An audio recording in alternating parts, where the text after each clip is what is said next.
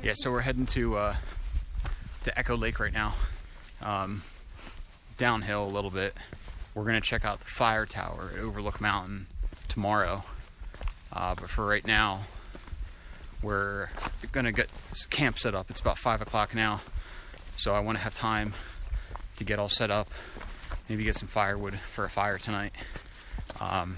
So we'll see. All right, so we got here at camp. We're all set up. Hammocks are set up. There's my son's hammock. He's using the old Hennessy Expedition Zip. I got the old trusty Dutch Hexon 11-foot hammock with the Frankie bug net, and my Arrowhead equipment Shangri-La tarp that I'm not deploying yet. It's supposed to be nice, but it's ready to go in case it starts to rain. My son helped me gather plenty of firewood. So we got our fire started, right? For marshmallows later. Yes. We still have some firewood there. We're gonna go look for some more in a bit. So that's what it's looking like so far. The lake is beautiful. I'll bring you down to the lake in a moment here. Take a look at it. Check out this lake.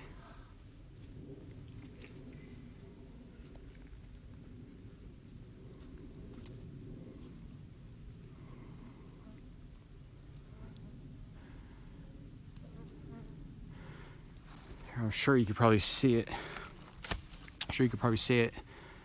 That communication tower right there is where the hotel ruins are. And then there's a fire tower right there that we're going to go to tomorrow morning on the way out. So supposedly the views are pretty good. Yes, and we're going to check the hotel out again too. According to my son, anyway, we're going to check the hotel out again. It's the Beavers.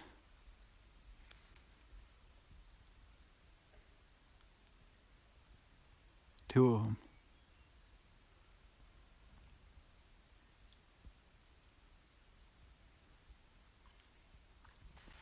Guys, look at this beaver. He's totally, like, not afraid of us.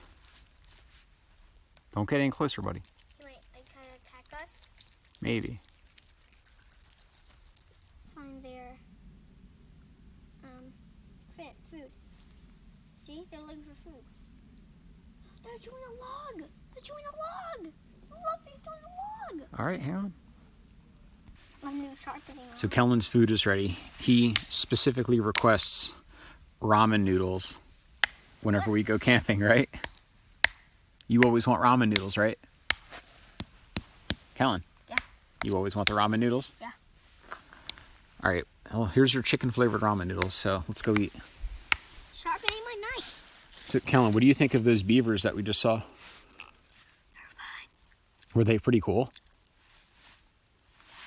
Don't be shy. Yeah. You like them? I'm not shy. Oh, okay. What did you think of those beavers? Ah. What did you think when it splashed on the tail? I didn't even see that happen. Oh. All right, well, Kellen's still working on his ramen. Here's what I got, guys. I got Packet Gourmet, Texas State Fair chili. But this is really good, and I'm going to stop talking about it, and I'm going to start eating it. Devin did, and he's a Farmbrook teacher, and he's not a volunteer. I know. He's older than a volunteer. I know. Have you seen him before? Whoa. At least that didn't make a giant flame. Yeah. Oh, make my marshmallow catch on fire. Oh, yes! Oh, that's looking golden brown to me. It's only golden. Now you gotta get the edges, right? How do we get the edges? They're the sides. How do we get the sides? Just like roast it like this. Yeah, I want to say. How do you get the sides? You gotta get them like right over the flame like that. Oh, that's how you get the sides? And you gotta keep moving it. Oh, you get the top by just putting it like on the top? Yeah. But if you don't move it,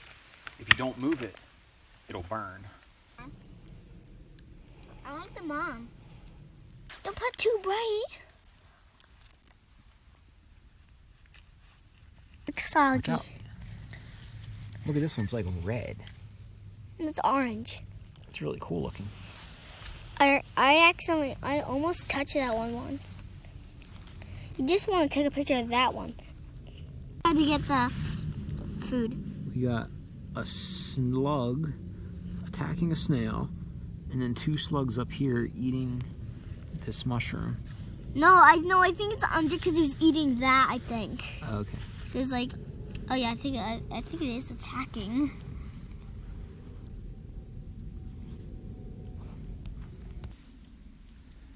The fire's still going good.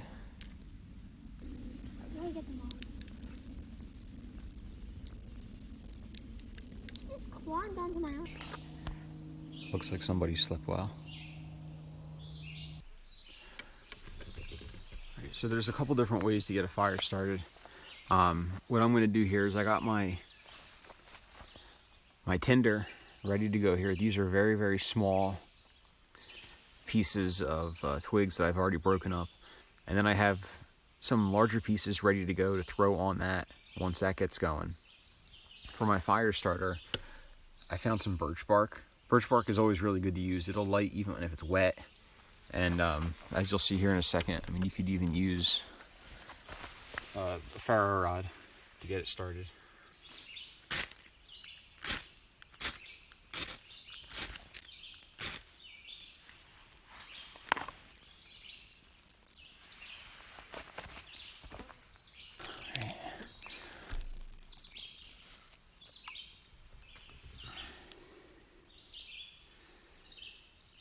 And then once you get the birch bark going, you just throw your kindling down on top of that.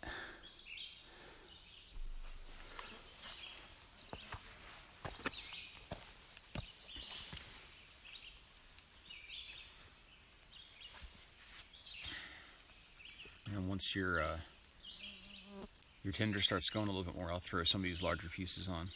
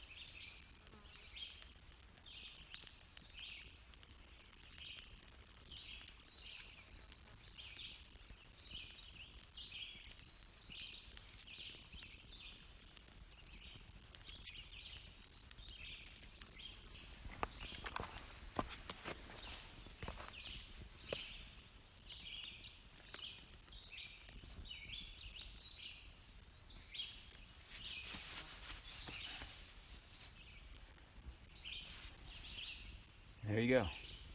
It's one of the easiest ways to start a fire with a ferro rod. Birch bark. So next up on the list of camp chores is to filter some water. I already filled up the Sawyer bag with water from a stream when we were hiking in here. There's a stream, I think it's called the Sawkill, that feeds this pond. And that's there's a lot of beavers in this pond, so I really didn't want to have to source water from the pond. So I found the stream, I filled up my Sawyer bag before I got here, and now I want to filter it up so we can get breakfast going. You know, I see a lot of people ask about what filter to get, what filter to use. I really like the Sawyer filters. I mean, it's just as easy as you see here. There's a bag that you screw the filter to. You can see from the size of my hand how large the filter is. It's not that big. And then, like the name sounds, you literally just gently squeeze the bag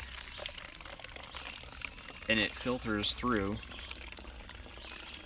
into your container, and that's it. It won't filter viruses, but unless you're traveling, you know, internationally where viruses are more common, it's really not something you need to worry about in the United States. You know, this is just a hollow fiber filter. There's no carbon activation or anything like that in here, so it doesn't really do a whole lot to change the taste of the water, but it makes it safe to drink. And most of the time, I mean, the water's going to taste great anyway if it's from a mountain spring or a stream or something like that, so you're good to go. And this is a standard smart water bottle. It was empty when I started. This was all done in one take. There's no cuts or nothing. and it is just about full. So you can see how long it takes. Now, I did backwash this filter before I came out here today. That's something that it comes with the kit. It's like a large syringe type thing. You just squeeze water through the filter in reverse to backwash it. It literally takes about 15 seconds to do. If you're out on an extended trip, of 4, 5, 6+ days, you'll probably just want to take that little syringe with you so you can backwash the filter in case it starts to slow down, the flow rate slows down. And that's it. Now I have clean water. So did you have a good breakfast? Yeah. Look, a bird. It's a mobile bird. Tricked me. Be careful, don't spill your hot cocoa. How do you believe that? I don't know. What's that popping sound? Just stuff falling out of the trees. Acorns. Could be. Yeah, I see the acorns falling down. Oh, okay. Wait, when you plant an acorn, that makes a tree? That's the seed. Yeah, so the oak can grow. But you like plant the whole shell and stuff? Mm-hmm. The whole acorn? Mm-hmm. There's an acorn at home. We can just grow an oak tree at home, and then we can start attracting squirrels. Yeah. Then in the winter they'll bury a thing, and then we'll just get some more oak trees. You want that to happen? Yeah, that'd be cool. Yeah. All right, so you come up out of Echo Lake, then you have about 1,000 foot of elevation to gain in like 2 miles. So it's a steady uphill, but it's nothing too intense. When you climb up out of Echo Lake, you'll take the yellow trail up to the blue trail. If you make a left, that'll take you down to Prediger Road, which is 3.7 miles from here, from this intersection. Or you make a right, which is what we're doing. It's 1.8 miles to the tower, the fire tower, and it's 3.8 to the road where we parked. So it's a little bit over like 4.2 miles total from the lake to the car. So it's a pretty decent little hike for my man, but he's doing good. So we're gonna get back on the trail, heading over to the fire tower and the hotel ruins.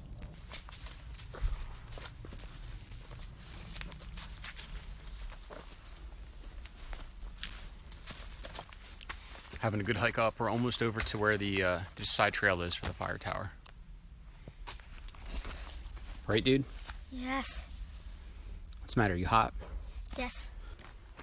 Oh, here we go again. All right, so here's what we got up at the top of Overlook Mountain. There's a fire warden's cabin. I'm not sure how much it gets used anymore, but there it is. It looks like the tower still gets used though, so they might still use it. And then down this little trail is the fire tower.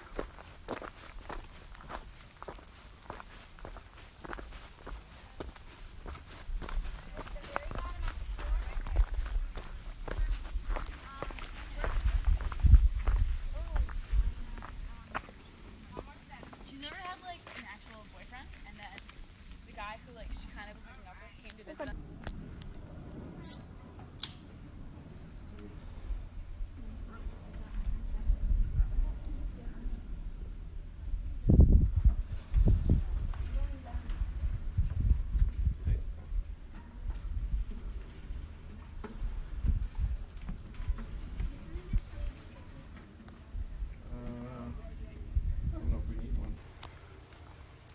All right, so here's the hotel.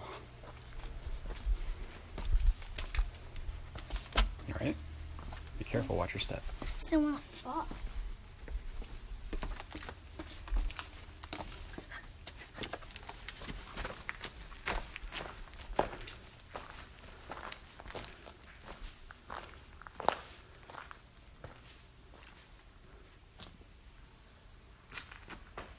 It's a 3-story building.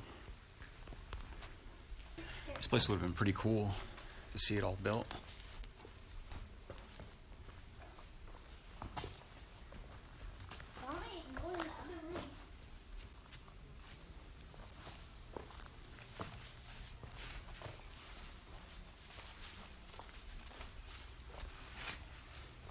What's in here? How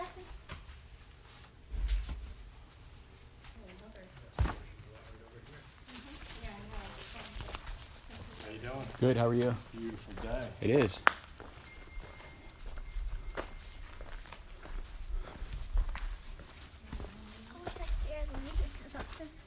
stairs to nowhere. The wood floor got all burned up.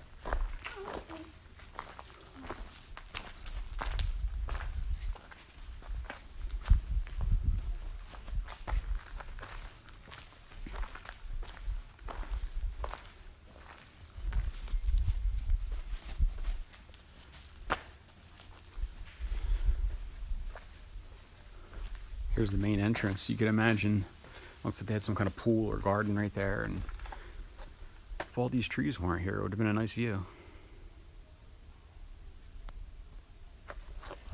It's pretty cool checking out this old stuff. Looks like some people still have campfires in the fireplace. Here's the chimney.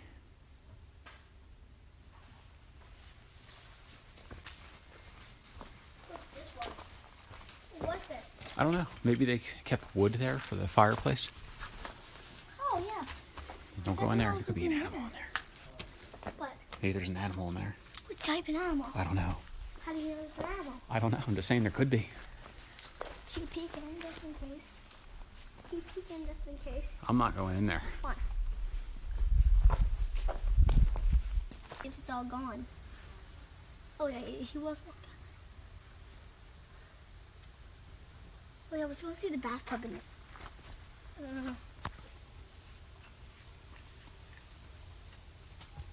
Would have been pretty cool to see what this looked like when it was not burned down. Got the fireplace over here. Where? What fireplace? Look through here. You can see it right over there by the chimney. You can see everything. All the wood is burned out.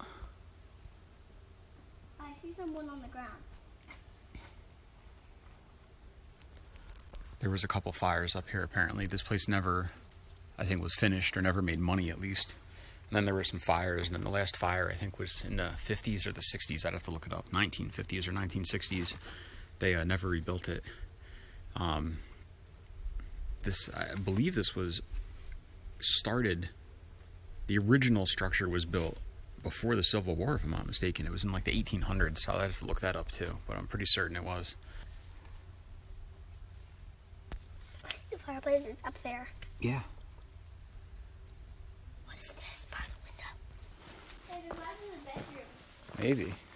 It's the Hotel Ruins. Well, it might have been a bedroom a long time.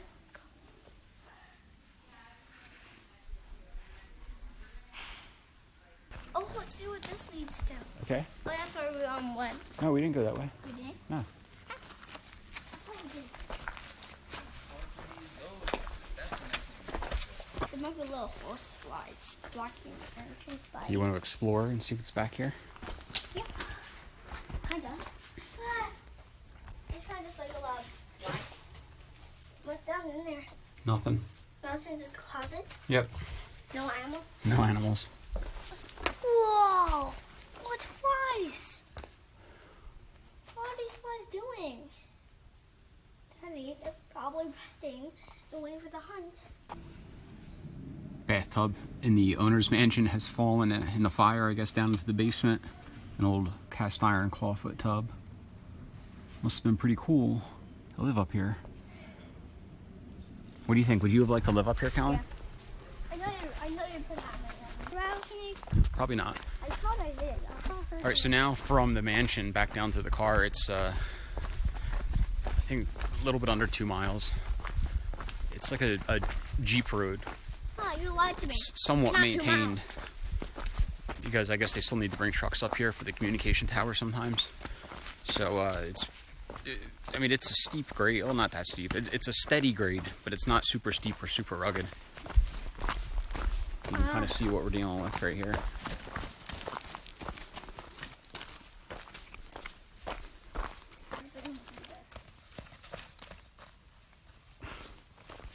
All right, so that's it. 4 miles from our campsite, or 4.5 miles. No, I don't know. More than that. I'll have to take a look. Yeah, 4 miles, I think. 4.5 miles back to our car from our campsite. That's the end of the trip. It was a good trip. Thanks for watching, guys. Hope you enjoyed it, and subscribe to the channel and look for our next video coming out soon.